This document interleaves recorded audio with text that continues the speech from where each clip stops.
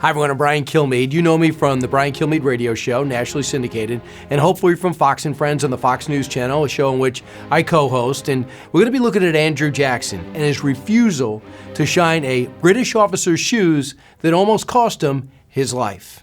June 20th, 1779, just outside Charleston, South Carolina. Following the Battle of Stono Ferry, Andrew Jackson's brother Hugh dies from heat exhaustion. It is the beginning of a long list of nightmares the Revolutionary War brings to the Jackson family. But let's pause for a second to set the scene. If you've seen Mel Gibson's The Patriot, you know the British were absolutely brutal in South Carolina.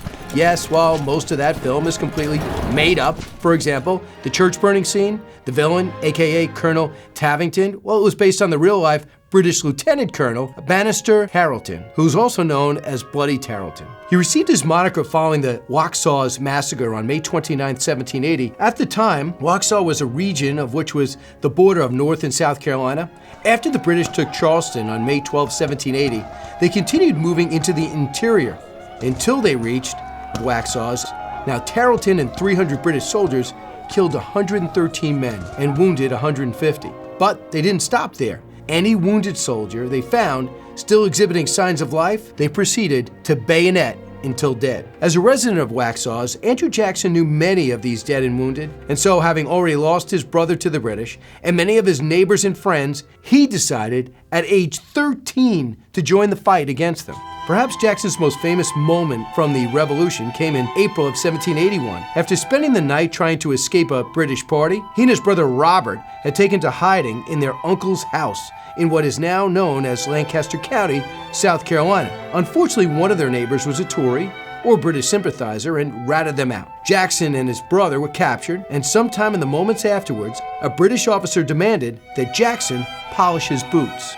In one of the best FU moments in U.S. history, Jackson refused, adding, "Sir, I am a prisoner of war and claim to be treated as such." The officer didn't take too kindly to his teenage angst and summarily slashed Jackson with his sword. As Jackson later recounted, the sword point reached my head and has left a mark on there, on the skull, as well as on the fingers. You think that may have influenced his brother's response when the officer then turned on him. But Robert too refused and was bashed on the head with the sword as a result. Now you're probably thinking, wow, that sucks. But then the Jackson boys were forced to march 40 miles in the April heat to a British prisoner camp. There, they received no treatment whatsoever for their wounds. Now Robert got sick and may have died there had their mom, Elizabeth, not somehow negotiated their release. Okay, great, you're thinking, but now they had to walk 45 miles, during which Andrew came down with smallpox and Robert died. Somehow, through it all, Jackson survived. Soon after, though, his mom left to treat wounded soldiers along the coast and also died. So at 14, he was an orphan who lost 2 brothers to the British and nearly his own life.